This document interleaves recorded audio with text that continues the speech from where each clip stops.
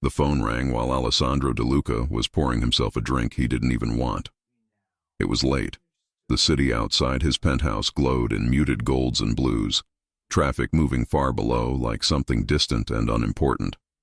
3 months had passed since the divorce papers were signed. 3 months of silence. 3 months of discipline. He had rebuilt his routine with precision, the way he rebuilt everything. Carefully, cleanly, without leaving cracks. He didn't look at the screen. Only people who knew better called this line. "De Luca," he said, his voice calm, controlled. "Mr. De Luca," a male voice replied, official, clipped. "This is Officer Grant from the Midtown Precinct. I'm calling regarding Grace Miller." The glass froze midair. For half a second, Alessandro thought he had misheard. Grace Miller was a name he no longer allowed himself to say out loud. It existed only in locked rooms of his mind, places he visited alone and never stayed long. "Yes?" he said evenly. "She's in custody." The word landed wrong. Too heavy, too sharp. Alessandro slowly set the glass down on the counter. The ice clinked, the sound echoing in the quiet apartment. "In custody for what?" he asked. "There's been an incident involving alleged obstruction and possession of property that doesn't belong to her. She requested legal representation, but given certain connections on file, your name was provided as an emergency contact." "I'm not her husband," Alessandro said automatically. "No, sir. We're aware. But you are listed." Silence stretched between them. "She didn't call me," Alessandro said. "No, sir. She didn't." That made it worse. Alessandro ended the call with a short acknowledgement and stood there, staring at the city. His reflection in the glass looked exactly as it always did. Tailored shirt, relaxed posture, face unreadable. A man in control. Except his pulse had changed. He could feel it in his neck, in his hands. Grace Miller was in jail. Grace who hated attention. Grace who followed rules. Grace who used to remind him to slow down at yellow lights. Grace who had walked out of his life with her spine straight and her eyes dry because she refused to beg. It didn't make sense. 3 months ago, she had stood in the marble entryway of this very penthouse and handed him the signed papers like she was returning something borrowed. No shouting, no accusations, just one look that said she was done waiting to be chosen. He hadn't stopped her. That truth still tasted bitter. Alessandro grabbed his jacket and keys. He didn't tell himself he was going to help her. He told himself he was going to get clarity. That was easier to accept. The drive to the precinct took 12 minutes. He counted every red light. The city felt different at this hour, quieter, more honest. His mind tried to stay focused on logistics, but memory kept slipping in, uninvited. The way Grace used to sit on the edge of the kitchen counter in the mornings barefoot, drinking coffee and reading headlines out loud like they were gossip. The way she smiled without thinking. The way she stopped smiling toward the end. He parked and walked inside. The smell hit first. Cleaning solution and old paper. The sound followed. Phones ringing. Low voices. The hum of fluorescent lights. Alessandro didn't slow his pace. People noticed him anyway. They always did. Officer Grant met him near the front desk. He was younger than Alessandro expected, mid-30s maybe, with tired eyes and a professional stiffness that suggested he already knew who he was dealing with. "This way," the officer said. They walked past holding cells. Alessandro didn't look inside. He didn't need to. The interview room door opened. Grace sat on the other side of the glass. She was wearing a simple dark sweater and jeans. Her hair was pulled back, a few strands loose around her face. She looked calm, not frightened, not angry, as if she were waiting for something she had already accepted. And she was looking directly at him. Their eyes met. Something tightened in Alessandro's chest. She didn't smile. She didn't look away either. There was no shock on her face, no relief, just recognition, like she had known he would come. Officer Grant cleared his throat. "You can speak with her. 10 minutes." The door opened and Alessandro stepped inside. The room felt smaller than it should have. Grace stood as soon as she saw him fully, her movements careful, controlled. She wasn't handcuffed, but the knowledge that she could be was enough. "Hi," she said. The word did something to him. It sounded the same. Soft, familiar. "Grace," he replied. They stood there, a few feet apart, the space between them heavy with everything unsaid. She looked good. Too good for this place. Her eyes were steady, her posture straight. The woman who had once loved him enough to walk away. "You didn't call me," he said quietly. "No," she agreed. "I didn't." "Then why am I here?" Her lips curved, just slightly, not quite a smile. "Because you always show up when it matters, even when you pretend you won't." That landed deeper than she probably intended. Alessandro studied her face, searching for signs of distress. There were none. Only fatigue, determination. "What happened?" he asked. She exhaled slowly. "I need you to listen before you decide anything." "I'm listening." She nodded once, like she appreciated that more than she would admit. "I didn't do anything wrong," she said. "Not intentionally, but I did something that made someone uncomfortable. And they decided to make it a problem." "That's vague," he said. "I know. I can't explain everything here." That concerned him. "Grace," he said, lowering his voice, "you don't belong in a place like this." She gave a quiet, almost amused huff. "Neither do you, and yet you visit often." He ignored that. "Are you in danger?" he asked. Her gaze flickered, just once. "No," she said. "Not like that." That answer wasn't complete. Officer Grant knocked lightly and stepped back in. "Time." Alessandro didn't look at him. "What are the charges?" "Pending," the officer replied. "She'll be held overnight unless bail is posted." "How much?" Officer Grant named the number. Grace opened her mouth. "Less." "I'll handle it," he said, without hesitation. She closed her eyes briefly. When she opened them again, there was something different there. Gratitude mixed with frustration. "I didn't ask you to," she said. "I know. That doesn't mean you should. That doesn't mean I won't." They stared at each other, the air between them tight. "You haven't changed," she said softly. Neither had she. Alessandro signed the paperwork. The process was efficient, quiet. Money had a way of smoothing things over. He didn't enjoy that fact, but he understood it. Grace was released an hour later. She stepped out into the cool night air and wrapped her arms around herself. Alessandro held his jacket out instinctively. She hesitated, then accepted it. "Thank you," she said. "For the jacket or the bail?" "For coming." They walked toward his car in silence. She slid into the passenger seat like she'd done 1,000 times before. He noticed she buckled her seatbelt immediately. Some habits never left. As he started the engine, she spoke. "I didn't want you dragged back into this." "You didn't drag me," he said. "Someone else did." Her fingers tightened around the edge of his jacket. "I didn't call you," she repeated. "And whoever did it on purpose." Alessandro glanced at her, really looked at her. "For what reason?" he asked. Grace stared straight ahead, her voice barely above a whisper. "That's what I'm afraid to find out." The car pulled into traffic, the city swallowing them whole, and Alessandro realized this wasn't just a mistake that needed fixing.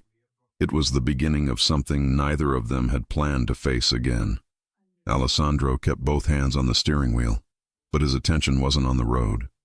Grace sat beside him, wrapped in his jacket like it belonged there, as if she had never left his life in the first place.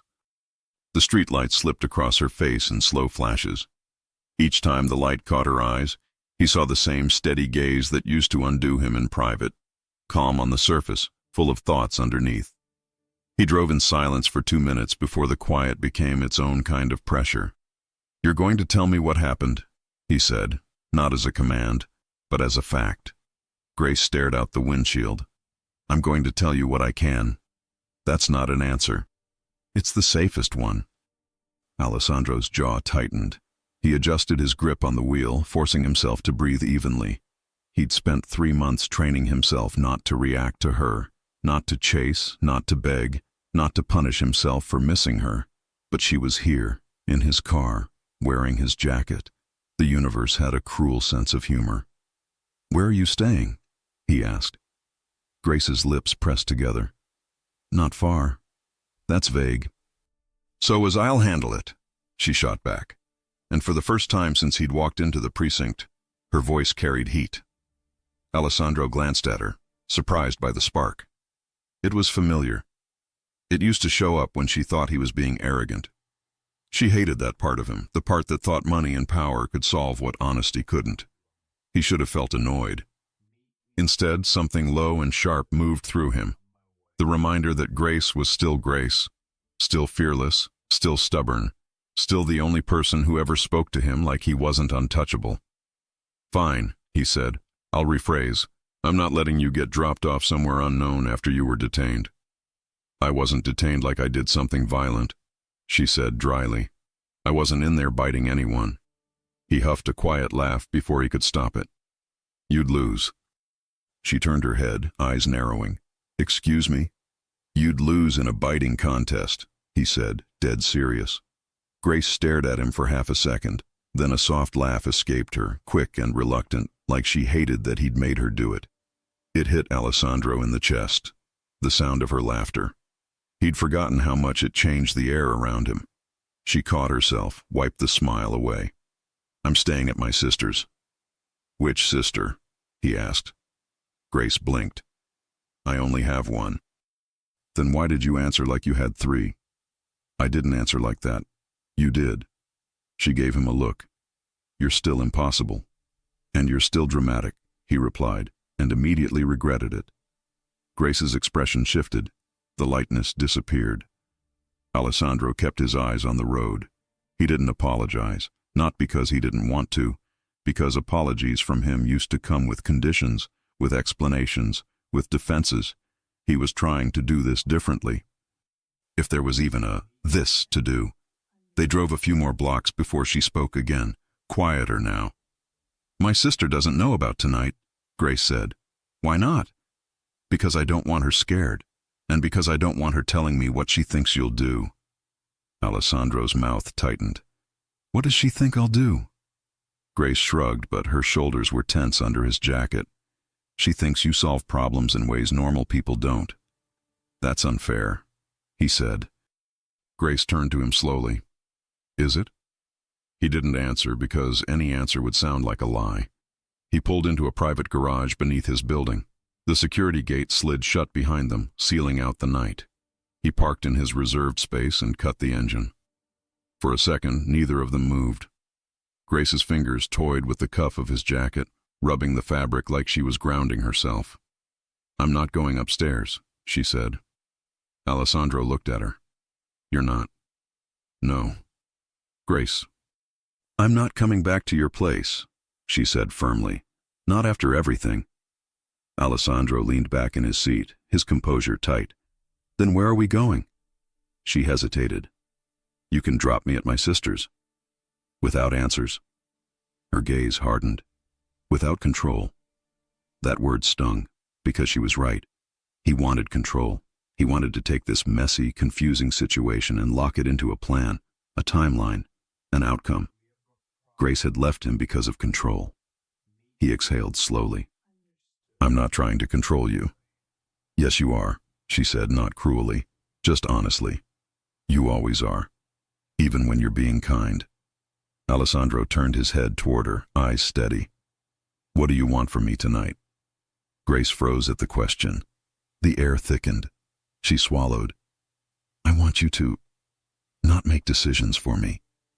And if I don't, then you'll prove I was right to leave." The words landed clean and sharp. Alessandro stared at her, and for the first time the memory of that day 3 months ago didn't feel distant. He saw her standing in his doorway, holding the papers, her hands shaking just enough to show it wasn't easy. He remembered how she'd looked at him like she had given him every chance and he had still chosen silence. He had. He opened his door and stepped out, then walked around to her side and opened hers. Grace didn't move. He offered his hand. She glanced at it like it was a trap. "I'm not pulling you anywhere," he said, voice low. "I'm helping you out of the car." Grace stared at him for a long second before placing her hand in his. The moment her fingers touched his, Alessandro felt it. That jolt, that deep recognition. It wasn't just attraction. It was familiarity in the most dangerous form, the kind that made you forget you'd promised yourself you were done. Grace stepped out, still holding his hand, and the garage suddenly felt too intimate, too quiet. His building's security cameras watched from corners, but it didn't matter. It was the space between them that made his pulse tighten. She released his hand quickly, as if she'd realized she'd held it too long. Alessandro didn't comment. He just led the way toward the elevator. Grace slowed when she saw where they were going. "I thought you weren't taking me upstairs." "I'm not," he said. "Then where?" "The lobby," he answered. "We'll talk in public where you feel safer." Grace's eyes flickered with surprise. She didn't expect him to give her that. They rode the elevator up in silence. The mirrored walls reflected them. Him in dark clothes, composed and unreadable. Her wrapped in his jacket, hair loose around her face, eyes alert. It looked wrong. And somehow, it looked right. In the lobby, Alessandro led her to a quiet seating area near the windows where the night skyline spread out like a backdrop. The doorman nodded politely but didn't stare. Everyone here was trained not to stare. Grace sank onto the sofa, crossing her legs. Alessandro sat across from her, leaving space. Enough to show he was trying. He studied her. "You're not trembling," he said. Grace's brows lifted. "Is that a requirement?" "No," he replied calmly. "It means you've already made peace with whatever this is." Grace's mouth tightened. "I'm trying to." Alessandro leaned forward slightly. "Tell me." Grace's gaze shifted to the window again, as if she needed the city to look at instead of him. 3 weeks ago," she began, "I got an email from an address I didn't recognize." Alessandro's eyes narrowed. "About what?" "A nonprofit," she said. "A women's shelter. They said they'd gotten my name from a volunteer list." "You don't volunteer," Alessandro said. Grace shot him a look. "I do. I just didn't tell you." He blinked once, then nodded. "Continue." Grace's voice steadied. "They wanted help with legal paperwork.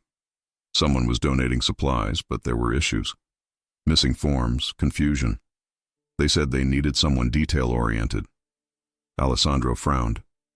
"You said you weren't going to tell me everything here." "I'm not," she said. "But you need the shape of it." He stayed quiet. "I went," Grace continued. "I met a woman there, older, tired, but kind. She said they were under pressure, that someone was trying to shut them down." Alessandro's expression hardened. "Who?" Grace shook her head. She didn't know, or she wouldn't say. She inhaled, then let it out slowly. "I helped them with paperwork. I organized files. I made calls. It felt good to do something normal." Alessandro's eyes softened at that, just slightly.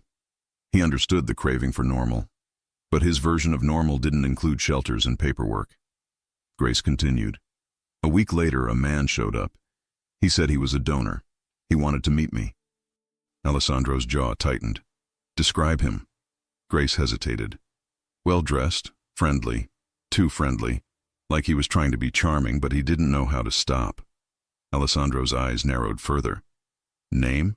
"I don't know if it was real," Grace admitted. "He introduced himself as Daniel." Alessandro leaned back a fraction, processing. Grace's fingers curled into the jacket sleeve. "He offered funding, a large amount, but he wanted some things done fast. He wanted certain documents signed. He wanted access to certain records." Alessandro's voice dropped. "Records of what?" Grace's gaze flicked to his face, and her voice got quieter. "Of women who were hiding, changing their names, running from someone." A chill ran through Alessandro's control. His world touched that world sometimes, the part where people disappeared, not always for good reasons, not always for bad. Grace kept speaking. "I told him no. I said the shelter couldn't share that. He laughed like I was cute." Alessandro's hands tightened on his knees. Grace's eyes flashed. That's when I started digging, because it didn't feel right. And you found something, Alessandro said, more statement than question. Grace nodded once. I found a file that didn't belong there. Alessandro's gaze locked on hers. What kind of file? Grace swallowed. Financial transfers, not shelter stuff. Different accounts, different names, and a pattern. Money moving through donations, then disappearing. Alessandro's expression grew colder. Laundering. Grace nodded again, barely. And tonight? He asked. Grace exhaled. I copied the file. Alessandro stared at her. You copied it? Yes. Why? Grace's eyes sharpened. Because someone was using those women as cover, using a shelter as a front, and I couldn't just walk away. Alessandro's voice was quiet, dangerous in its calm. That's not your job, Grace. Grace leaned forward, her voice firmer. You don't get to tell me what's my job. I'm not a porcelain doll. I know, he said, almost too quickly. That's not what I meant. Grace's eyes softened, just a fraction. Then what did you mean? Alessandro looked at her for a long moment, then spoke carefully. I meant that you put yourself in the path of people who don't mind ruining lives to protect themselves. Grace's lips pressed together. And you don't? The question hung between them. Alessandro's gaze didn't waver. I ruin lives when I have to. Grace's breath caught, more at his honesty than the words. Alessandro continued, calm but serious. But I don't ruin innocent ones, and I don't touch women's shelters. Grace looked down, her fingers still gripping his jacket. I believed that once. Alessandro's expression tightened. And now you don't? Grace's voice went softer. Now I don't know what to believe. That's why I left. There it was, the real wound. Alessandro leaned back, forcing himself not to reach across the space. He wanted to touch her hand. He wanted to pull her close. He wanted to prove something, but he had learned that proving without listening was just control wearing a better suit. So you copied the file, he said, redirecting before the emotion swallowed them. Where is it? Grace lifted her chin. Not here. Alessandro's eyes narrowed again. Grace. She held his gaze. I didn't bring it to a shelter. I didn't bring it to my sisters. And I didn't bring it here. Smart, he admitted. Grace's lips twitched. Don't sound proud. I hate that it feels like something you would do. He almost smiled. Almost. And then what happened? He asked. Grace exhaled. Tonight, I went back to the shelter after hours. The staff had left. I wanted to make sure the file wasn't missing. I wanted to confirm. Alessandro's voice dropped. You went alone? Yes. His eyes sharpened. Why? Grace gave him a look like the answer should have been obvious. Because I'm stubborn. He let out a quiet breath, something between a laugh and a frustrated sigh. That part I remember. Grace continued, voice controlled. When I walked out, someone was waiting. 2 men. Not police, not staff. Alessandro's body went still. They said they wanted what I took, Grace said. I told them I didn't know what they were talking about. And? Alessandro asked. Grace's mouth tightened. One of them grabbed my purse. Alessandro's eyes darkened. Grace quickly added, I didn't let it turn into a fight. I stepped back. I told them to take it. Alessandro's jaw flexed. He didn't like hearing that someone had put hands on her even briefly. They searched it. Grace continued. They didn't find anything, because it wasn't there. And then? Alessandro pressed. Grace's gaze shifted away, and for the first time, she looked tired. Then one of them said, Fine. We'll do it the easy way. Alessandro's voice was barely audible. What easy way?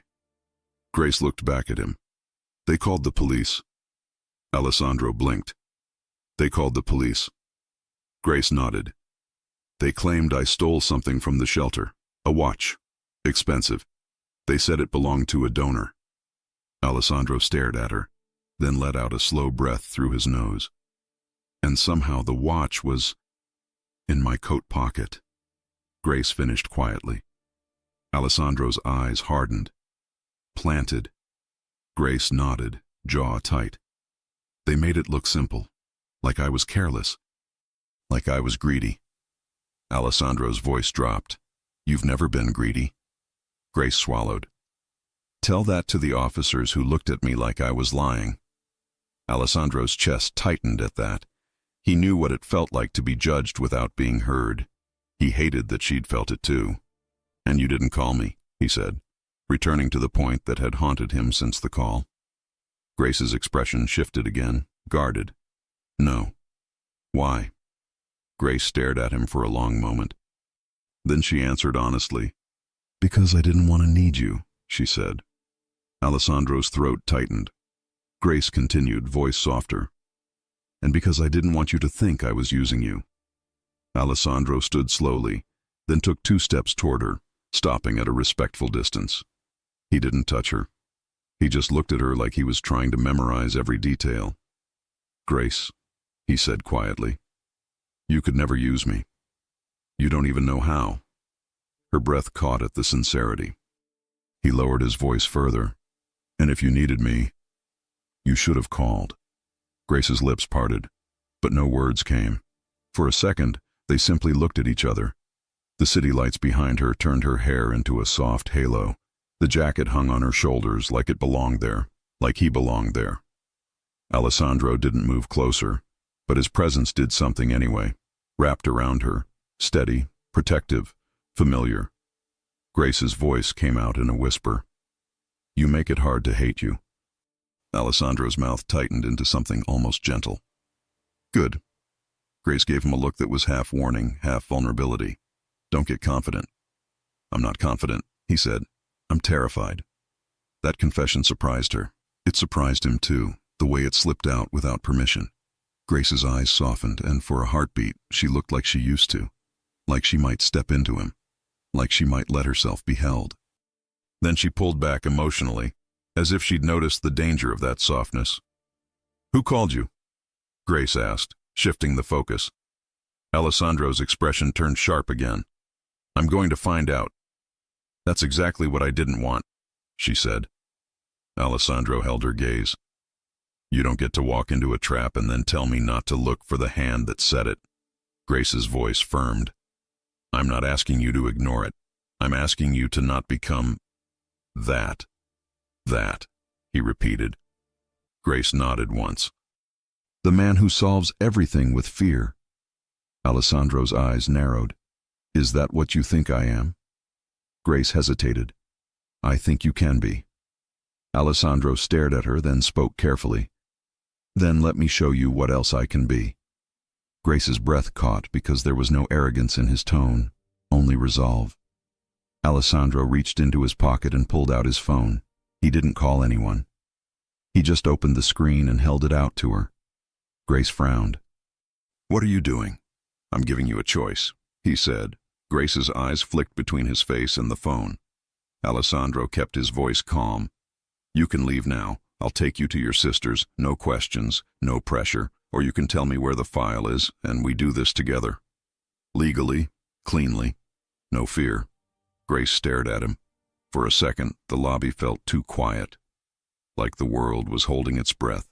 You're serious, she said. Yes. Grace's lips pressed together. And if I choose the second option? Alessandro's gaze softened slightly. Then you're not alone. Grace looked down at the phone again, then up at him. You really want to do this cleanly, she said, skeptical. Alessandro's mouth curved faintly. I'm trying. Don't laugh. Grace let out a small, unwilling sound, almost a laugh. You sound like a man reading a self-help book. Alessandro's brow lifted. I would never. Grace tilted her head.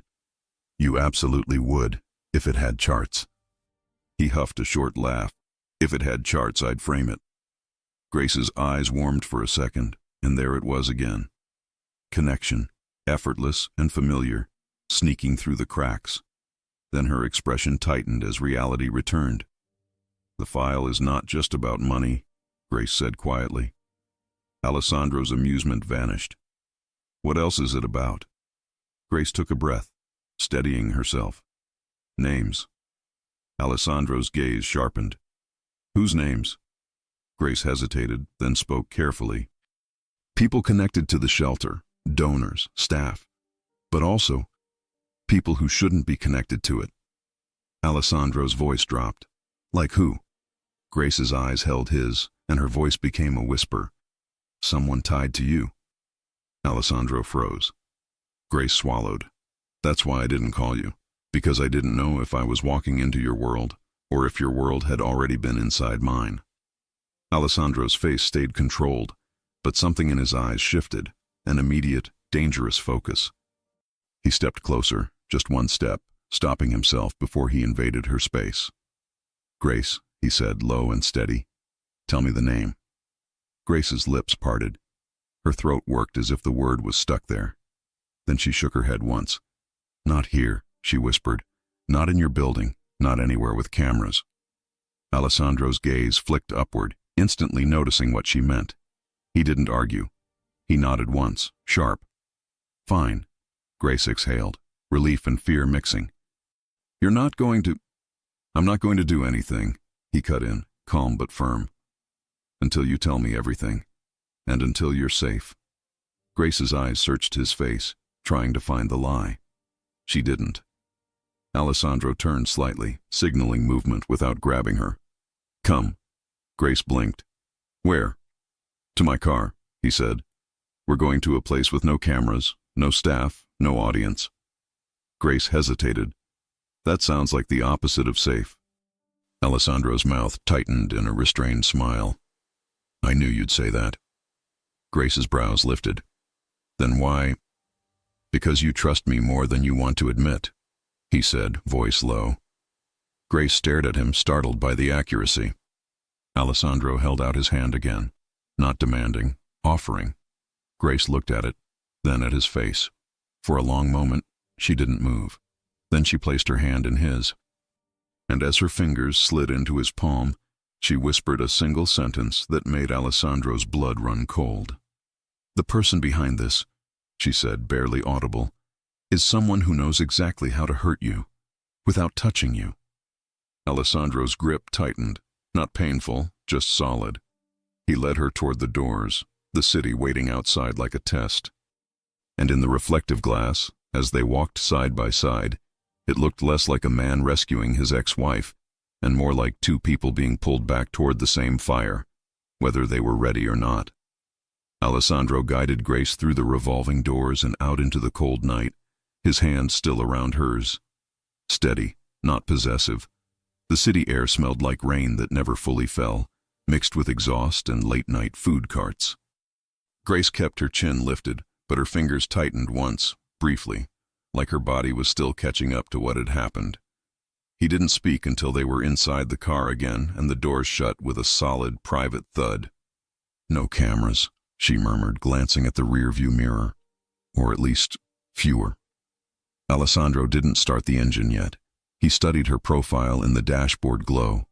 Her eyelashes, the set of her mouth, the quiet strain she tried to hide. You said someone tied to me, he said softly. And you refused to say the name in my building. Grace nodded. Because you live in a place designed for people who never want to be caught off guard. His mouth tightened. You're not wrong. Grace pulled his jacket closer around herself. It swallowed her in warmth and scent.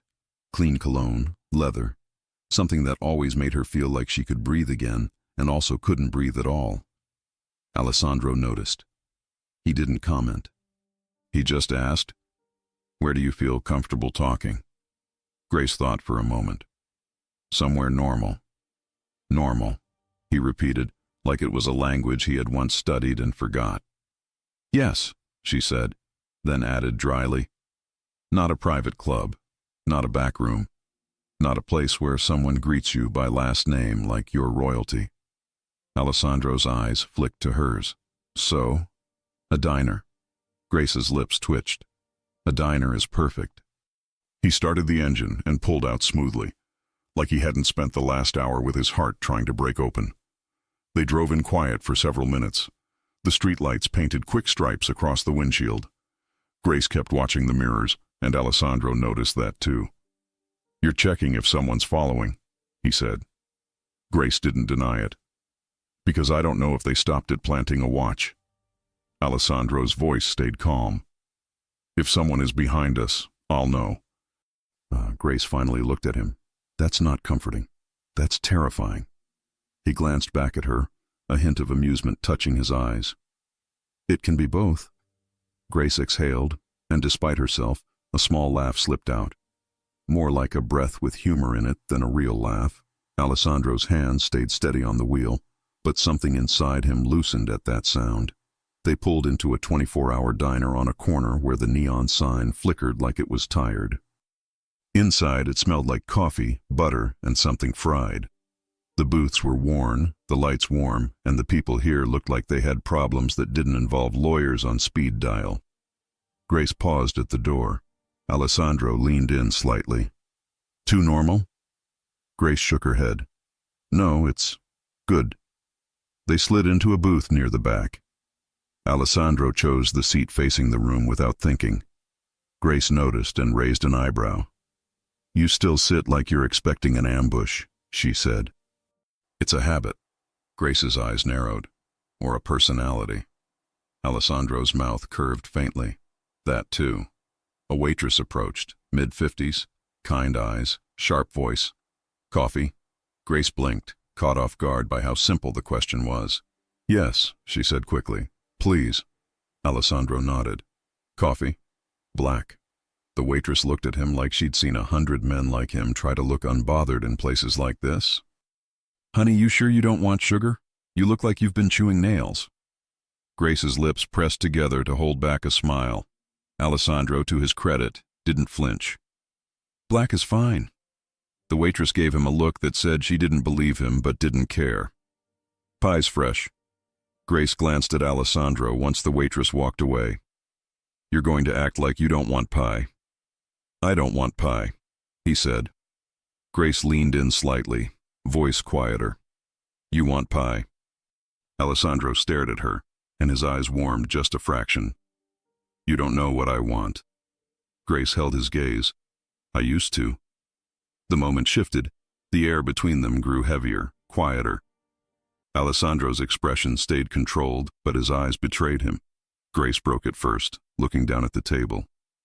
"Okay, we talk." Alessandro didn't push. He waited. The waitress brought coffee. Grace wrapped her hands around the mug immediately, like she needed the heat. Alessandro didn't touch his yet. Grace took a breath. "The shelter's name is Harbor House." Alessandro nodded once, storing it. "The email came from someone claiming to be their volunteer coordinator." Grace continued. "It sounded real. It had names, phone numbers. It referenced a charity event I actually attended years ago." Alessandro's gaze sharpened. "So whoever wrote it had access to details about you?" Grace nodded. "That's when I started feeling watched. Not in a dramatic way. Just too many coincidences." Alessandro's voice dropped. "And the donor."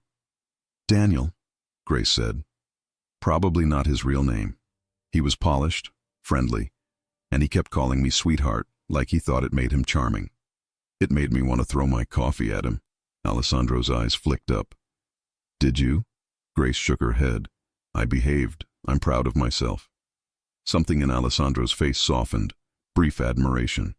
Grace continued. "He wanted donor records. He asked about intake forms. He asked who was staying there and why. He acted like he was worried about safety, but it felt like he was looking for someone." Alessandro's fingers tightened slightly around the edge of the table. "You said you found a file." Grace nodded. "In a drawer that shouldn't have been unlocked. It was labeled like shelter paperwork, but it wasn't. It was account numbers, transfer dates, and names." Alessandro stayed quiet. Grace's voice lowered. "One name stood out because I recognized it." Alessandro's gaze locked on hers. "Say it." Grace hesitated, eyes flicking around the diner out of habit, then back to him. "Wesley Hart," she said.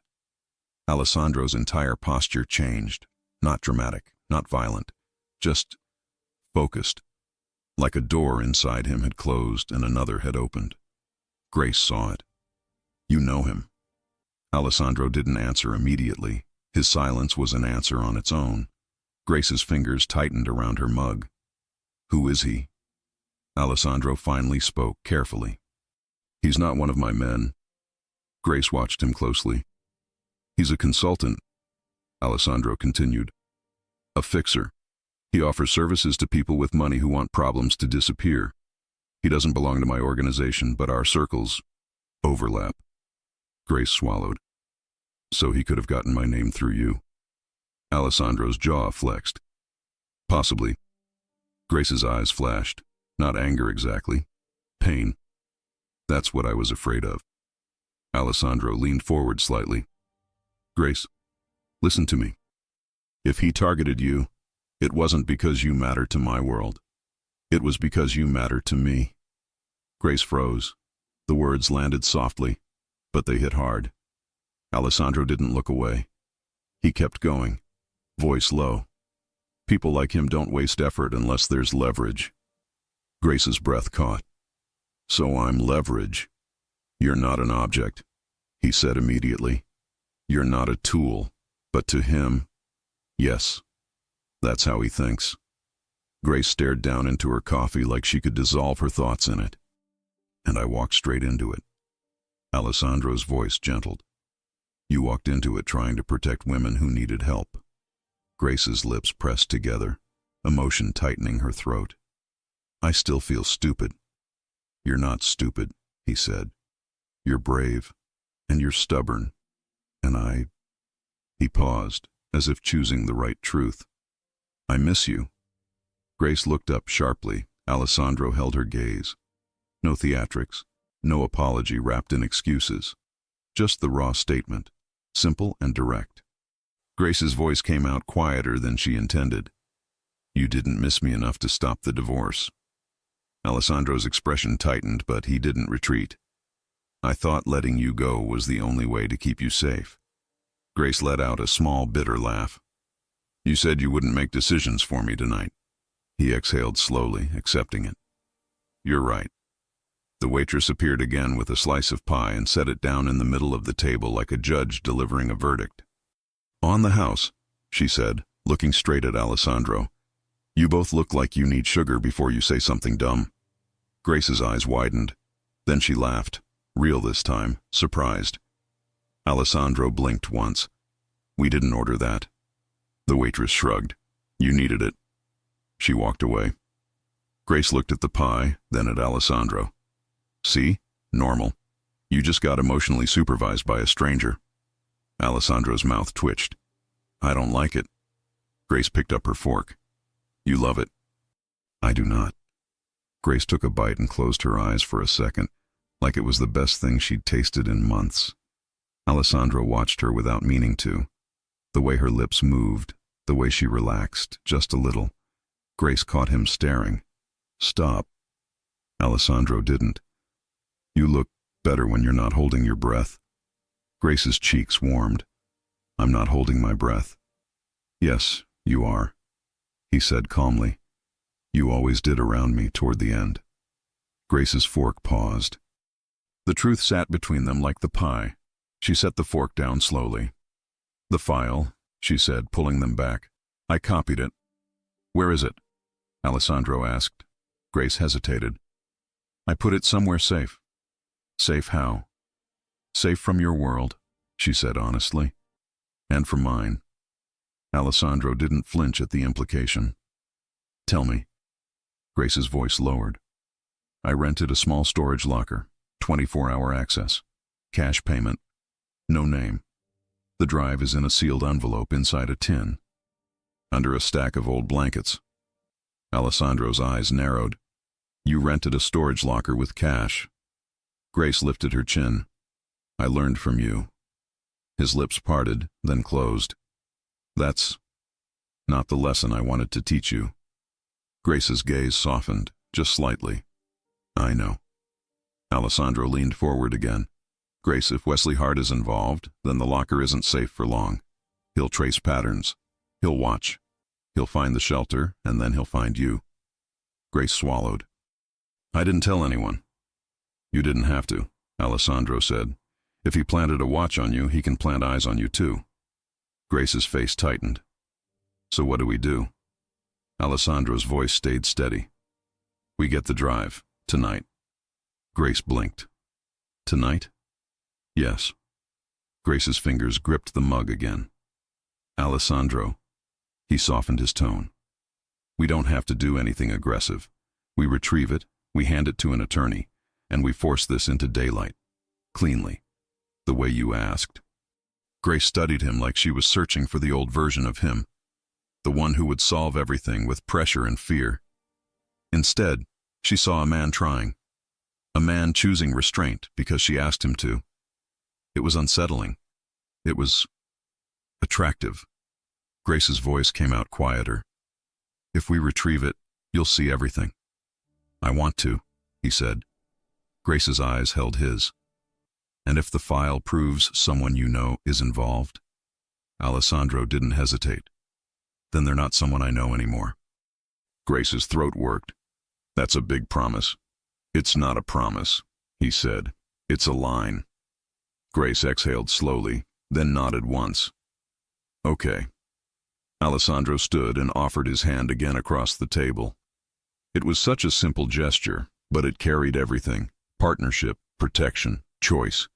Grace looked at his hand, then up at his face. You're not doing this to get me back, she said carefully. Alessandro's eyes softened, honest. No. Grace's brows lifted slightly. He added, voice low. I'm doing this because I never stopped wanting you back. But I won't use this to force you. Grace stared at him, breath caught in her chest.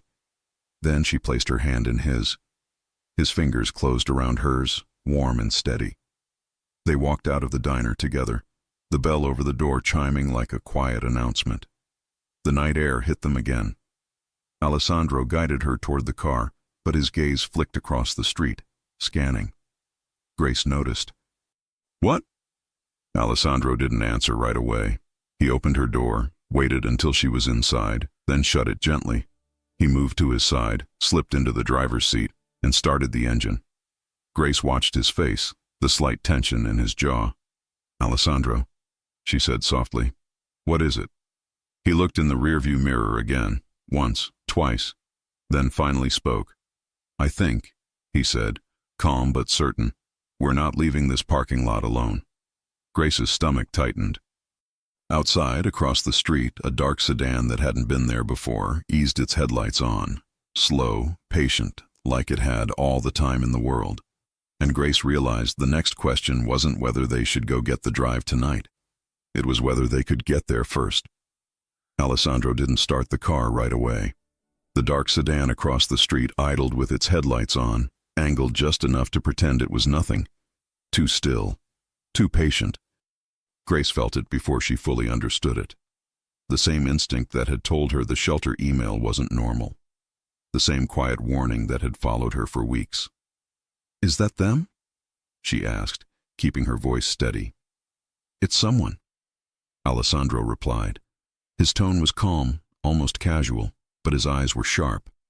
Seatbelt. Grace clicked it in without comment. Alessandro eased the car out of the parking spot like he had nowhere to be. The sedan didn't move at first. Then, as they turned the corner, it did. Grace watched the side mirror. They're following. Yes. You sound very sure. I am. She swallowed. What do we do? Alessandro didn't speed. He didn't panic. He drove like a man on his way home after dinner, turning when he meant to, stopping fully at lights.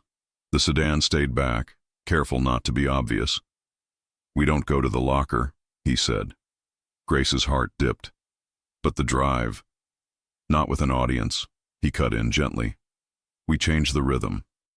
Grace nodded, trusting him without needing him to say more. That trust surprised her. It warmed her and scared her at the same time. Alessandro took a longer route, looping through streets that narrowed and widened again, passing through areas that mixed late-night bars with quiet apartments. At one point, he slowed near a convenience store and pulled into the lot. The sedan rolled past. Grace let out the breath she'd been holding. They lost us? They didn't want to stop, he said. They wanted to see where we were going. Grace's fingers curled into the seat. So, what now? Alessandro turned toward her. The dashboard light softened his face, stripped it of sharp edges. Now we go somewhere I know is clean. She hesitated. Your place? No, he said immediately. Not yet. Grace searched his face. Why? Because this isn't about hiding, he said. It's about choice. And I want you to choose to be there. Her chest tightened at that. He drove again, this time toward the river, stopping near a quiet overlook where the city lights stretched across the water. He parked, turned off the engine, and for the first time since the diner, the world went quiet. Grace looked out at the water. This used to be our spot. I know, he said. They sat in silence, memories moving between them without permission. The first time they'd come here, Grace had laughed at how dramatic he'd tried to be. The last time she'd cried and he'd pretended not to notice. Alessandro broke the quiet. We're safe for the moment. Grace nodded. For the moment. She turned toward him. You didn't ask me to stay tonight. I didn't, he said, because I promised I wouldn't decide for you. Grace studied him. And if I decide to leave, then I'll drive you wherever you want, he said, and I'll still deal with the rest. She searched his eyes for pressure. There was none. Only concern. Only care. Grace exhaled. That's new. I'm learning, he said. She smiled faintly. You're terrible at it. He almost smiled back. Grace shifted in her seat, pulling his jacket closer. If Wesley Hart is involved, and he knows about me, then the locker is already compromised. Not necessarily, Alessandro said. But it will be. Grace nodded. So we retrieve it tomorrow, with a lawyer, daylight. Yes. And tonight? Alessandro met her gaze. Tonight I want you somewhere warm. Somewhere you can sleep without listening for footsteps. Grace's heart beat faster. And that place is... He waited a beat. My place, if you want. The words were simple. No claim, no expectation. Grace looked away, then back. If I go with you, I don't want it to be about the past. Alessandro's voice was low. It won't be. And I don't want promises you can't keep. I won't make them. And I don't want you touching me because you feel guilty. His jaw tightened. I never touched you because of guilt. Grace's breath caught at the honesty. She nodded once. Okay. They drove in silence, but it was different now. Easier. When they arrived at his building, Alessandro parked and scanned the street before getting out. The lobby was quiet, the staff discreet. Inside the elevator, the space felt smaller than before. Grace stood close enough to feel his warmth, not close enough to touch. The tension was almost physical. When the doors opened, Alessandro led her inside and locked the door behind them. He didn't lean on it. He didn't corner her. He just turned and faced her. Guest room's ready, he said. You can take a shower first. Grace looked around. Everything was familiar. Everything was unchanged. It felt like walking into a memory that had been waiting. I don't want the guest room, she said quietly. Alessandro's breath slowed. Grace. She stepped closer. I don't want to pretend this doesn't affect me. I don't want to sleep alone tonight wondering if someone's watching. And I don't want to wake up tomorrow pretending we didn't choose this. He held her gaze, the restraint in him tight but deliberate. Then say what you want. Grace swallowed.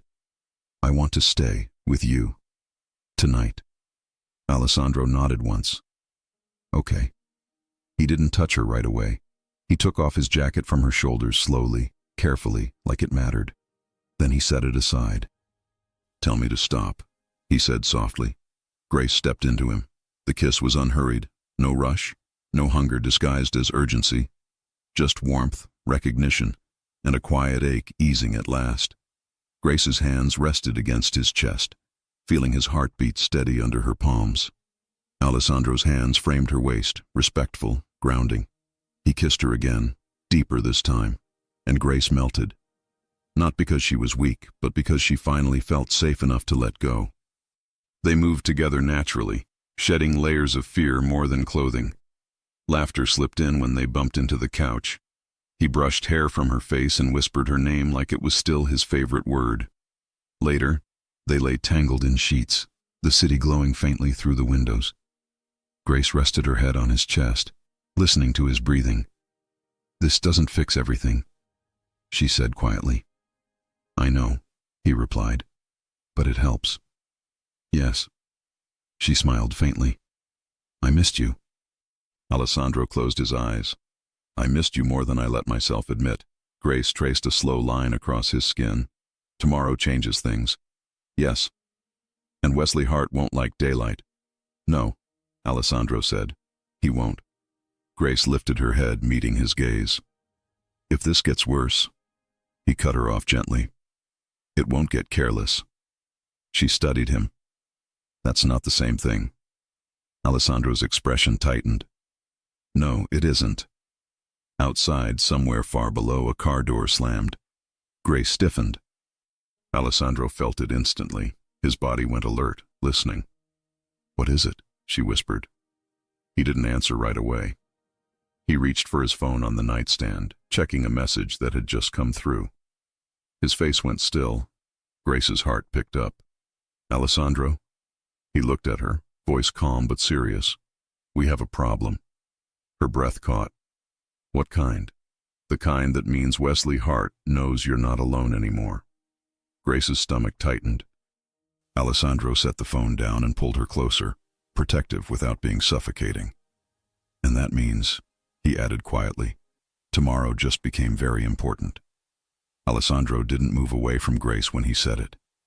He kept her close, one arm secure around her waist, his palm resting flat against her back like he could anchor her to the bed with nothing but steadiness. Grace's cheek was against his chest, warm skin against warm skin, the sheets tangled around their legs. The city outside was quiet in that late-night way that made every sound feel louder. Grace lifted her head. "You said he knows I'm not alone anymore." Alessandro's eyes stayed on her face. "Yes." "How?" Her voice was calm, but her fingers had tightened on the sheet. Alessandro reached to the nightstand for his phone again, not to hide it from her, only to show her. "This came in 5 minutes ago." He turned the screen toward her. It wasn't a number. It wasn't a name. It was a message from an encrypted contact he rarely saw. "He's making moves. He asked where you took her. He's paying for eyes." Grace stared at the words, then looked up. "He asked where you took me." Alessandro nodded once, which means he didn't know for sure. "Not yet." "That's supposed to make me feel better?" she asked. It was the kind of line that would have sounded sharper if her voice hadn't been tired. Alessandro's mouth twitched faintly, an almost smile. "It means we still have time," he said. Grace exhaled slowly. "Time for what?" "For you to sleep," Alessandro answered immediately, and Grace blinked like she hadn't expected that. "Alessandro?" "No," he said, gentle but firm. "You've been running on adrenaline for weeks. You're safe here. My building is secure. My staff doesn't talk, and no one comes to this floor without me knowing." Grace searched his eyes, trying to decide if that was reassurance or control. It was both. "What about you?" she asked. "I'll be awake," he said. Grace frowned. "That's not healthy." Alessandro's eyebrows lifted slightly. "Are you giving me wellness advice right now?" Grace's lips twitched. "Someone has to. You look like you drink espresso to relax." "I do," he said, completely serious. Grace let out a short laugh, and it loosened the tightness in her chest just a little. Then she sobered again. "If he's watching, tomorrow isn't simple." "No," Alessandro agreed. "Tomorrow is careful." Grace shifted on the bed, propping herself up on one elbow. "You said you'd do this cleanly." "I will." "And you said no fear." "I said no fear tactics," he corrected softly. "Not no fear. Fear is allowed. It's normal." Grace's gaze held his. "So what's the plan?" Alessandro looked at the phone again, then set it aside. We don't go to the locker at opening time. Grace's heart dipped. Why? Because if he's paying for eyes, that's exactly where they'll be, he said. Instead, we do something he can't predict. Grace studied him. Like what? Alessandro's answer was immediate. We bring daylight to him first. Grace blinked. That sounds like the opposite of unpredictable. It is unpredictable for someone who relies on shadows, he said calmly. We go to an attorney at 9 a.m. We sign you onto representation officially. We document the false evidence, and then we retrieve the drive with counsel in a chain of custody. Grace's throat tightened at the phrase. It sounded safe. It sounded real. It also sounded like a man actually trying, to meet her where she needed him. And if he tries to stop that? She asked. Alessandro's gaze didn't harden. It steadied. Then he'll have to do it in the open. Grace watched his face for a long moment. You're serious about not turning into that? Yes. Grace's fingers traced lightly over his chest, almost absent-minded. You're good at being calm. Alessandro's voice softened. I'm good at looking calm. Grace's eyes lifted to his. And what are you really? Alessandro didn't answer right away. He slid his hand up her arm slowly, stopping at her shoulder. I'm relieved you're here, he admitted. And furious someone thought they could touch your life. Grace's breath caught at the honesty. They didn't touch me. They tried, he said. She nodded, swallowing. Okay. Silence settled again, but it wasn't empty. It was full of everything they still hadn't said about the divorce, about the space between them, about how easily their bodies remembered what their pride tried to forget. Grace's gaze dropped to his lips, then back up. You promised me something tonight. Alessandro's eyes narrowed slightly. I did? Yes, she whispered. You promised no decisions for me. Alessandro nodded. I'm keeping it. Grace inhaled slowly, then said, Then I'm deciding something. He waited. I'm staying here tomorrow morning, she said. Not because I need hiding, because I want clarity, and because I want to see if you can actually do this the way you say. Alessandro's mouth curved faintly. Testing me. Grace's smile flickered. Yes, I deserve that, he said simply. Grace's expression softened. Maybe. Then quietly she added, But I also want you. Alessandro's breath shifted. His eyes held hers, dark and attentive. Grace continued, voice low but steady. Not as a distraction. Not because I'm scared. Because when you kissed me tonight, it felt like coming home. Alessandro's face changed, control loosening, emotion showing in the smallest ways. He reached up and brushed his thumb gently along her cheekbone. You make it hard to be disciplined, he murmured. Grace's lips curved. I don't want disciplined. He leaned in and kissed her slowly, like he had all the time in the world. Grace met him halfway, her hand sliding into his hair. The kiss wasn't frantic, it was certain. Warm. Intimate in a way that had nothing to do with urgency and everything to do with trust. When they broke apart, Grace rested her forehead against his. Are you still going to stay awake? She asked softly. Alessandro exhaled against her lips, almost smiling. I might compromise. Grace smiled. Good. He pulled her closer under the sheets again, and for a while the world narrowed to small things. Breathing, warmth, the quiet sounds of the city far below.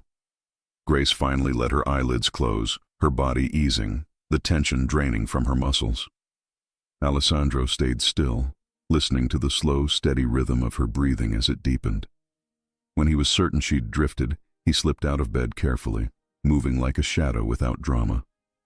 He pulled on sweatpants and a dark t-shirt and walked barefoot to the living area. The penthouse was silent except for the faint hum of the HVAC. He poured a glass of water instead of whiskey this time and stared at the city. He wasn't alone, even when she slept. That was the problem. That was also the only thing that mattered. His phone buzzed again. Alessandro glanced down. Another message from the same contact. He's not just watching, he's calling in favors. He wants her scared enough to make a mistake. Alessandro's jaw tightened. He didn't respond. He opened his contacts and scrolled to a name he hadn't used in months. Evelyn Price. Grace's old friend, technically. A high-level attorney with a reputation for clean work and ruthless competence. Evelyn had once looked Alessandro straight in the eye at a charity dinner and said, "You're not the scary part, Mr. DeLuca. The scary part is how quiet you are." He called. It rang once, twice. A voice answered, crisp and irritated. "If this is a sales call, I'm going to be unkind." "Evelyn," Alessandro said calmly. "It's Alessandro DeLuca." There was a pause, long enough to register surprise. Then, "It's 2 in the morning." "I know. Someone is dead," she said flatly. "No," he replied. "No one is dead." Another pause. "Then someone is going to be." Alessandro's mouth tightened. "Also no." Evelyn exhaled like she was trying not to laugh. "That's a new one for you. I need counsel at 9 a.m. for Grace Miller." Silence again. Different this time. More focused. "She's in trouble," Evelyn said, tone sharpening. "Yes. And you're calling me because I want this handled legally and cleanly," he said. "And because you won't be intimidated." Evelyn let out a soft hum. "Flattery at 2 a.m. Bold." "It's accurate," Alessandro said. Evelyn sighed. "Where is she?" Alessandro glanced toward the bedroom hallway, his voice lowering. "She's safe." Evelyn's pause was short. "At your place?" Alessandro didn't confirm or deny. Evelyn made a sound like she had just won an argument in her head. "Okay, 9 a.m., my office. Bring her.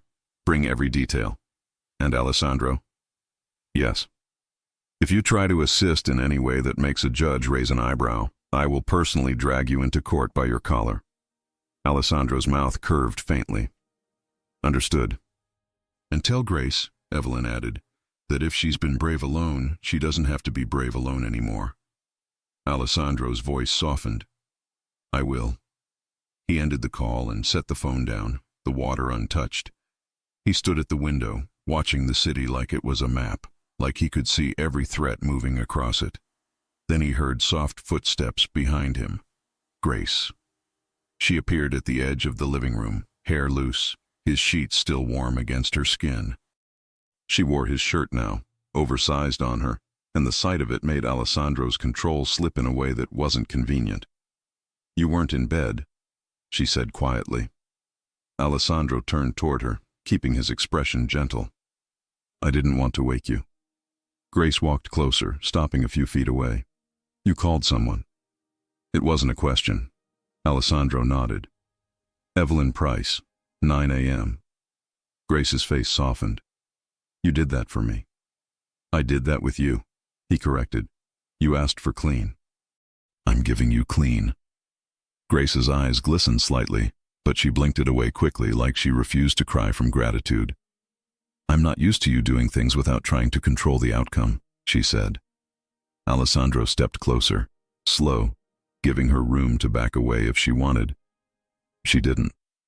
"I'm not used to losing you," he replied. Grace's breath caught. He lifted his hand and tucked a loose strand of hair behind her ear, his touch light. "Come back to bed," he murmured. "You need sleep." Grace's lips curved faintly. "You're still trying to decide for me." Alessandro exhaled, amused. "I'm making a suggestion." Grace leaned in, her voice low, then suggested again. Alessandro kissed her, gentle, warm, unhurried. Grace melted into him, hands sliding around his waist, her body fitting against his like it remembered. They walked back to the bedroom together, not rushing, not pretending this was anything other than what it was. Two people who had loved each other badly once, trying to love each other well now. Grace curled against him again under the sheets, her head on his chest. "Alessandro," she whispered, her voice sleepy. "Yes?" "If Wesley Hart is involved, and he's tied to your world, why didn't he use you directly?"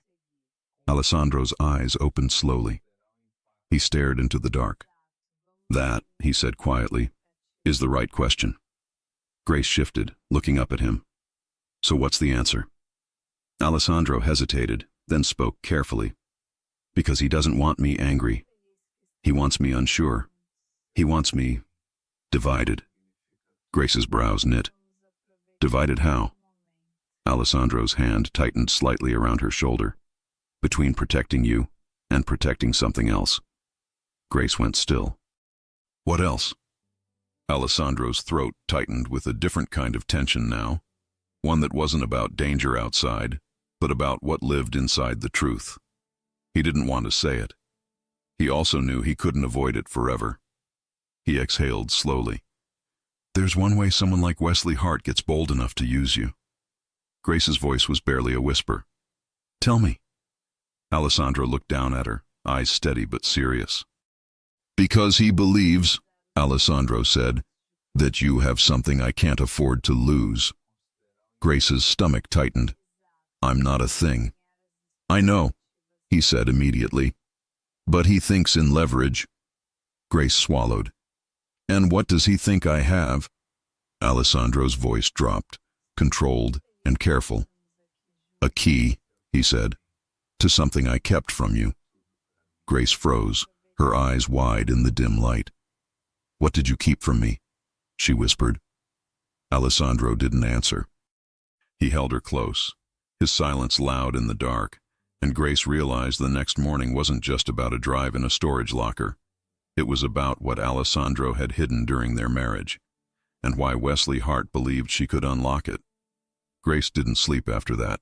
She lay against Alessandro's chest, listening to the steady rhythm of his breathing, her mind circling the same words over and over. A key to something I kept from you. The phrase sat between them like a third presence in the bed, heavy, unanswered. When morning light began to creep through the curtains, pale and quiet, Grace finally shifted, not abruptly, carefully, like she didn't want to wake more than his body. She didn't want to wake whatever was buried under his calm. Alessandro's eyes opened anyway. He was already awake. You didn't answer me, Grace said softly. His arm tightened slightly around her. I know. She tilted her head back to look at him. I need you to. Alessandro stared at the ceiling for a moment, jaw set, as if the words were lined up somewhere, and he just needed the courage to let them out. Not here, he said finally. Not like this. Grace's chest tightened. You said no more decisions for me. He met her gaze immediately. And I'm not deciding. I'm asking. Asking what? Give me the morning, he said. Give me a chance to explain everything in the open, with no interruptions, no half-truths. Grace studied his face. He wasn't deflecting. He wasn't shutting her out. He was bracing himself. Okay, she said after a beat, but you don't get to soften it. I won't, he promised. They got dressed in silence, but it wasn't cold. It was focused. Grace wore one of his sweaters and her own jeans. Alessandro wore a suit without a tie, formal but not armored. At 9 sharp, they walked into Evelyn Price's office. Evelyn didn't waste time on greetings. She took one look at Grace's posture, Alessandro's expression, and motioned them into a conference room. Sit, she said. Both of you. Grace sat. Alessandro stayed standing for a second, then followed. Evelyn folded her arms. Start talking. Grace first. Grace told everything. The shelter, the email, the donor, the file, the planted watch. She didn't dramatize it. She didn't minimize it either. She spoke clearly, steadily, like someone who had decided not to be afraid of her own voice anymore. Evelyn listened without interrupting. When Grace finished, Evelyn turned to Alessandro. Now you. Alessandro inhaled slowly. Wesley Hart is a parasite, he said. He doesn't build, he attaches. He looks for systems that already exist and exploits the parts people don't want to see. Evelyn nodded. I know the type. He believed Grace was leverage. Alessandro continued. Not because she's weak, because she's moral. Grace looked at him sharply. Alessandro met her eyes. You don't bend. People like him don't understand that. They think everyone has a price. Evelyn interjected. And the key you mentioned? Alessandro's jaw tightened. That's where this gets complicated. Grace's heart started to race. Alessandro continued, voice steady but stripped of ornament. 3 years ago, before the shelter, before the divorce, I inherited something. Grace frowned. Inherited what? A controlling interest in a holding company, he said, one that operates legally, on paper. Evelyn's eyes sharpened. On paper. Yes, Alessandro said. In reality, it sits on top of old money, old roots, and old agreements that were never fully dismantled. Grace leaned forward. Why didn't you tell me? Alessandro didn't look away. Because it wasn't active, and because I was trying to end that side of things quietly. Grace's chest tightened. Quietly for who? For you, he said, so you wouldn't have to carry it. Evelyn raised a finger. Pause. That instinct? That's where you went wrong. Alessandro nodded once. I know that now. Grace's voice trembled, just slightly. And me? Where do I fit into that? Alessandro swallowed. The holding company was registered under a family trust. One of the co-signatures was tied to my spouse at the time. Grace froze. Me. Yes, he said. Only as a legal safeguard. A way to prevent hostile takeover if something happened to me. Grace stared at him, stunned. You made me a safeguard, without telling me. Alessandro's voice was low. I never activated it. I never intended for you to be exposed. Evelyn leaned back. But Wesley Hart knows the trust exists. Yes, Alessandro said, and he believes Grace holds a legal access point. Grace's stomach dropped. So that's why he targeted me. Alessandro nodded. He thought pressure would make you open something you didn't even know you had. Grace stood abruptly, pacing the room. You didn't trust me enough to tell me, but you trusted me enough to make me a shield. Alessandro stood too, immediately. I trusted you more than anyone. That was the problem. Grace turned on him. That's not trust. That's protection without consent. Silence slammed into the room. Evelyn didn't interrupt. Alessandro's voice dropped. I know. And that's why I lost you. Grace stopped pacing. Her eyes burned, but she didn't cry. Wesley Hart thought he could scare me, she said slowly. He thought I'd fold. Alessandro nodded. He underestimated you. Grace turned back to him. And you underestimated me too. He didn't argue. Yes. Evelyn cleared her throat. Here's the good news. If the drive proves financial laundering through the shelter, and if Wesley Hart attempted coercion through false arrest, we have leverage, legal leverage.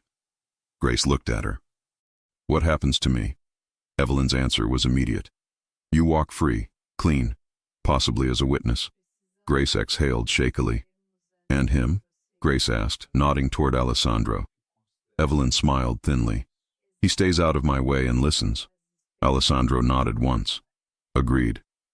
By noon, they were at the storage facility. Daylight changed everything. The place looked ordinary, boring, safe. Grace retrieved the envelope with steady hands. Alessandro didn't touch it. Evelyn photographed it, sealed it, documented the transfer. No shadows, no shortcuts. As they walked back to the car, Grace finally let out a breath she felt like she'd been holding for months. It's over, she said quietly. Alessandro didn't say yes. Grace noticed. What? It's ending, he said carefully. Not over. Grace's shoulders tensed. Meaning? Wesley Hart won't like losing control, Alessandro said. But he won't come at you again. Not after today. Grace stopped walking. Why? Alessandro turned to her fully. Because I removed the leverage. Grace's brows knit. How? Alessandro's voice was calm. I dissolved the trust this morning. Grace stared at him. You did what? I removed your name. Permanently. Grace's chest tightened. Without telling me? Yes, he said honestly. Because this time, I wasn't protecting. I was releasing. Grace searched his face. And what if I wanted to stay? Alessandro's voice softened. Then it would be your choice. They stood there, the city moving around them. Normal life continuing like nothing monumental had just happened. Grace's voice dropped. You're learning. Alessandro nodded. Slowly. They drove back in silence, but it wasn't heavy now. It was thoughtful. Back at his place, Grace set her bag down and turned to him. You didn't have to remove me, she said. I know, he replied. Part of me wanted to be trusted with it, she admitted. Alessandro's eyes held hers. Then let me say this clearly. Not as a boss, not as someone protecting anything. Grace waited. I trust you, he said.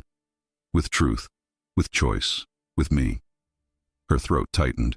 She stepped closer. Then hear this. He leaned in slightly. I don't want to be your shield, Grace said. I want to be your partner. Alessandro's breath caught. That's a dangerous request. Grace smiled softly. I'm not fragile. I know, he said, smiling back. She reached up, cupping his face. And I don't want the man who hides things from me. You won't get him, Alessandro said. Not again. Grace kissed him then, not desperate, not afraid, certain. Later, as the sun dipped and the city softened, Grace rested against him on the couch. One more question, she said. Yes? If Wesley Hart believed I was a key, what was the lock? Alessandro exhaled slowly, eyes distant. My exit, he said. From everything. Grace went still. You were trying to leave? She whispered. Yes, he said. For you. Grace closed her eyes, emotion washing over her. And now? She asked. Alessandro looked at her, honest and unguarded. Now, he said, I want to build something new, with you, if you'll choose it. Grace opened her eyes and met his gaze. Her answer didn't come immediately, and the way she smiled told him the final chapter wasn't about danger anymore. It was about what they would choose to become together. Grace didn't answer right away. Not because she didn't know what she felt. She did. It was clear in her chest, clear in the way her body leaned toward him without thinking. But she'd spent too long being the woman who adapted, the woman who waited, the woman who tried to be easy, so love would stay. She wasn't doing that again. Alessandro sat with her on the couch, one arm along the backrest behind her, close enough to be there, far enough to prove he meant it when he said she would choose. Outside, the city moved on like nothing had happened. Cars, people, distant music drifting up from a street below. Inside, it felt like time had narrowed down to one question. Grace turned her head and looked at him fully. If I choose you, she said quietly, I'm not choosing the version of you that thinks love is a cage with velvet lining. Alessandro's mouth twitched like he wanted to smile but knew this wasn't the moment to soften it. You won't get that version. You said that before, she replied. He nodded once. And I failed. The honesty disarmed her. It always did. Not the power, not the calm, just the plain truth, spoken without armor. Grace exhaled. So why should I believe you now? Alessandro leaned forward slightly, elbows on his knees, gaze steady. Because I'm not asking you to trust my intentions. I'm asking you to watch my actions. Grace stared at him. What actions? He reached for his phone on the coffee table and unlocked it, turning the screen toward her without hesitation. Evelyn has everything. The report, the photos, the chain of custody. The envelope is already logged. Grace's heartbeat slowed, just a little. Okay? Alessandro continued, voice calm. Tomorrow morning, she files a request to dismiss the charges.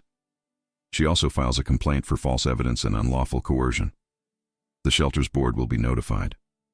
The Financial Crimes Unit will see the transfer pattern. Grace blinked. You already set that in motion? Yes. And you didn't tell me, she said, watching him closely. Alessandro's jaw tightened. I didn't want you to think I did it to win you back. Grace tilted her head. And did you? He didn't dodge. I did it because you were right. Clean. Daylight. No pressure. Grace's eyes softened. You're learning. He nodded. I am. A small silence settled, softer than the ones before. Then Grace asked the question that had been living under everything else. Why didn't you tell me about the trust? Alessandro's expression tightened with something like regret. Because I thought telling you would make you carry it. Grace's voice stayed gentle, but firm. You don't get to decide what I can carry.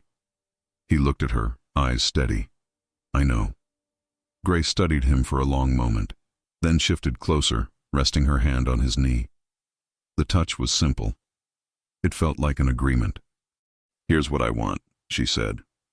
Alessandro's gaze dropped to her hand, then back to her face. Tell me. I want honesty that doesn't come late, Grace said. I want you to stop thinking love means managing the risk by controlling the person you love. Alessandro inhaled slowly. Okay. Grace's brow lifted. That was too easy. A faint smile touched his mouth. It's not easy. It's just clear. Grace's lips curved. And I want us to be normal sometimes. He glanced around his penthouse, deadpan. Define normal. Grace let out a quiet laugh. Like, we go to a diner, and you don't look like you're planning a rescue mission. Alessandro nodded solemnly. Impossible. Grace bumped his shoulder lightly. Try. He caught her hand gently. I will. Grace's smile faded into something more serious. And I want romance, Alessandro. Not grand gestures that fix problems. Real romance, presence, attention. The little things you used to forget when work swallowed you. His gaze softened. Tell me what the little things are. Grace blinked, surprised by the question. You don't know? I know some, he said, but I want to learn the ones I missed. Grace's throat tightened. She looked away for a second, gathering herself. Okay, then start with this. She turned back to him. When I talk, don't plan your answer while I'm still speaking. Alessandro's lips parted, then closed again. He nodded. Okay, Grace watched him. And when I'm upset, don't try to solve it in 10 minutes.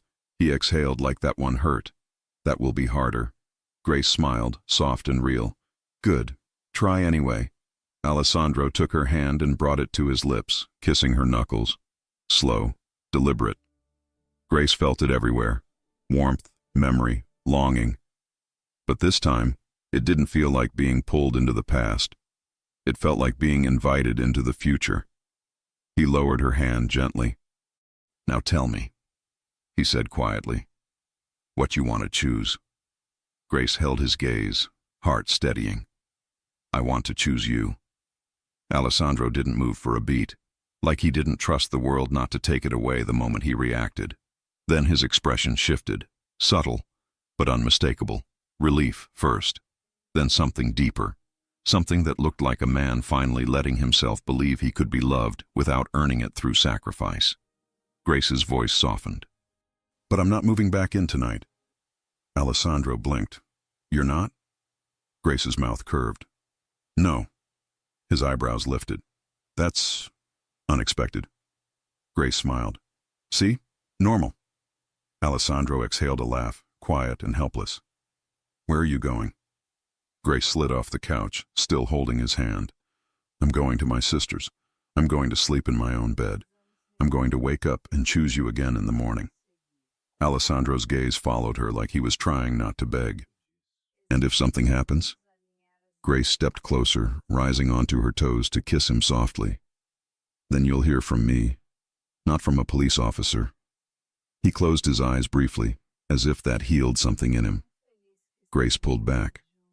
Also, you're going to stop paying people to keep an eye on me, if you ever did. Alessandro's face remained calm, but his eyes gave him away. Grace narrowed hers. You did. He exhaled. Once. Grace stared. Alessandro. It was after the divorce, he said quickly. And it wasn't to control you. It was to make sure you were safe. Grace folded her arms. That's still control adjacent. Alessandro's mouth twitched. Control adjacent. Grace pointed at him. You're going to tell them to stop. He nodded. Tonight. Grace's expression softened again. Thank you. Alessandro stood and walked her to the door. He didn't try to block her. He didn't try to convince her. He simply stayed close, like he was learning the difference between protection and possession. At the threshold, Grace paused. One more thing. Yes?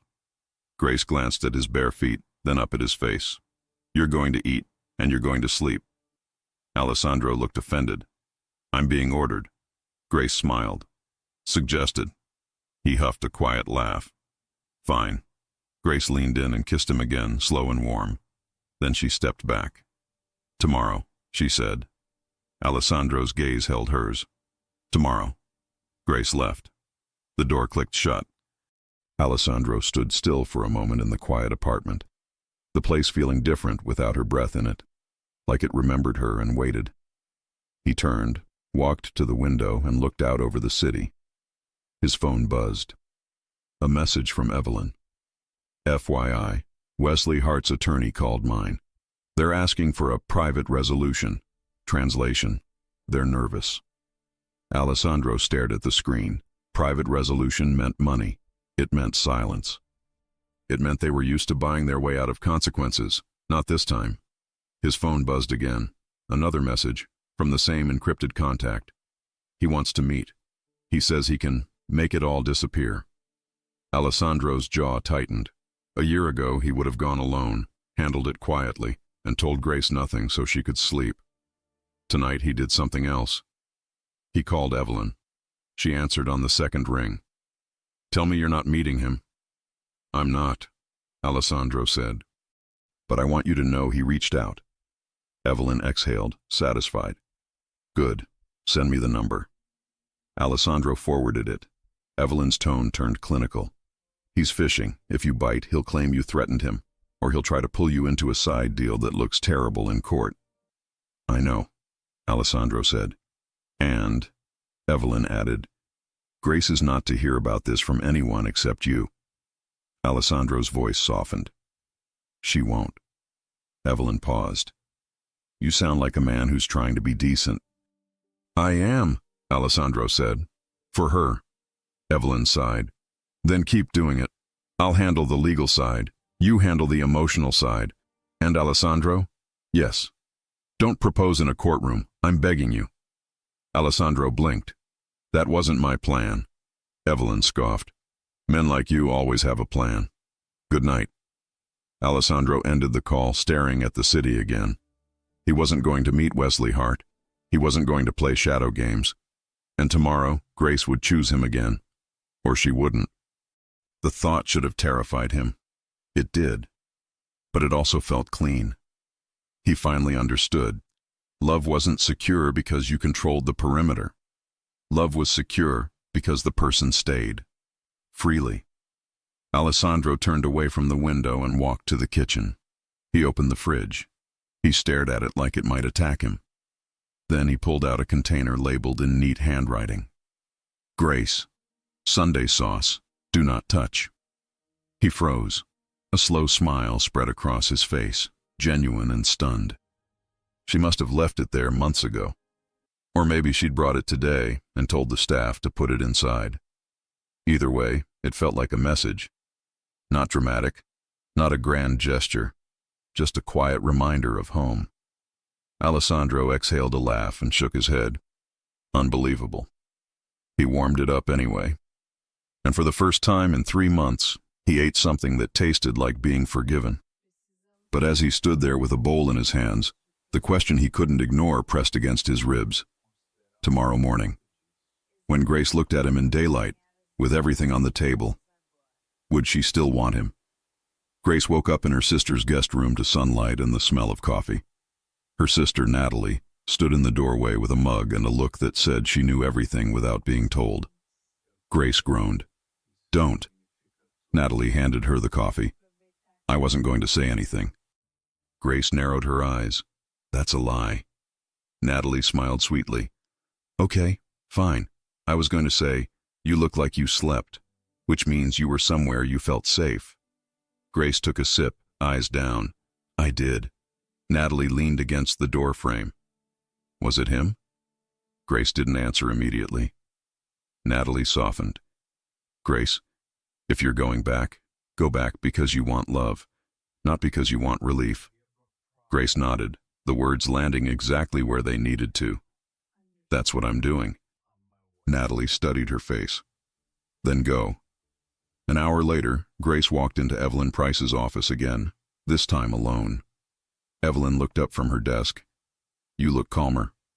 Grace sat. I am. Evelyn slid a document across to her.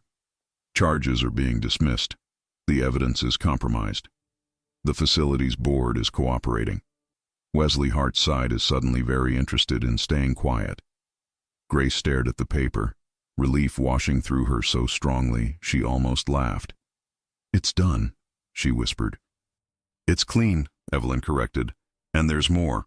Wesley's counsel requested a settlement and offered to sign a restraining agreement that keeps him away from you, the shelter, and anything connected. He wants this to disappear. Grace nodded slowly. Good. Evelyn watched her. Now, the personal part. Grace's fingers tightened on the edge of the desk. Yes. Evelyn's tone softened, just enough to be human. Alessandro called me last night instead of meeting Wesley. He disclosed the outreach. He chose daylight. Grace's chest warmed, emotion rising fast. Evelyn leaned forward. If you decide to be with him, don't do it because he's powerful. Do it because he's willing. Grace nodded, eyes shining. That's why. Grace left the office and drove straight to Alessandro's building. This time, she didn't hesitate at the lobby.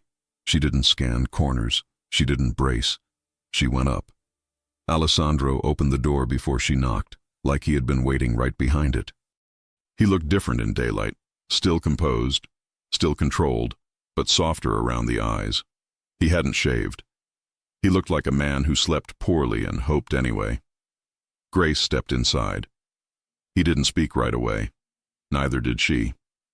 Then Grace said quietly, "Charges are dismissed." Alessandro's shoulders eased, a breath leaving him like he had been holding it all night. Good. Grace looked up at him. Evelyn told me you didn't meet him. Alessandro didn't pretend. I didn't. Grace nodded. Thank you. He swallowed. I did it for you. Grace stepped closer. No, you did it with me. Alessandro's eyes glistened for a second before he looked away, as if emotion was still unfamiliar territory. Grace reached up and guided his face back to hers. Look at me. He did. Grace's voice was steady. I choose you. In daylight. On purpose. Alessandro's breath hitched. Grace continued, softer now. But I'm choosing the man who tells me the truth, even when he's afraid. The man who doesn't confuse love with control. Alessandro nodded, voice low. You'll have him. Grace smiled. Good. Alessandro's hand slid gently to her waist, pulling her close. No force, no urgency, only warmth. Then I want to ask you something. Grace's heart fluttered. Okay. He stepped back just enough to reach into his pocket. Grace's eyes widened as he pulled out a small velvet box. Grace froze. Alessandro. He looked almost nervous, which was ridiculous and perfect all at once. Evelyn told me not to do this in a courtroom. Grace laughed, a bright sound that made his shoulders loosen. He opened the box. The ring was elegant, beautiful but not loud, like a promise meant to be lived with, not displayed. Alessandro's voice softened. I don't want to marry you because I'm scared to lose you. I want to marry you because I finally know how to keep you by letting you be free. Grace's eyes filled. You're going to make me cry. Alessandro's mouth curved. I'm willing to take that risk. Grace's laugh broke into a soft sob. She wiped her cheek and shook her head, smiling through it. Yes, she whispered. Alessandro's breath left him like a miracle. He slid the ring onto her finger slowly, reverently, then kissed her hand. Grace pulled him up and kissed him, warm, sure, laughing against his mouth like she couldn't believe this was real and didn't want to waste a second doubting it. Weeks later, they stood in the same diner where everything had started to feel normal again. The waitress, now apparently their self-appointed life coach, looked at Grace's ring and nodded, About time. Grace laughed. Alessandro tried to look offended, failed, and ordered pie without pretending he didn't want it. And when Grace reached across the table and laced her fingers with his, Alessandro held on like he'd finally learned the simplest truth of all. Love wasn't something you won. Love was something you chose, every day.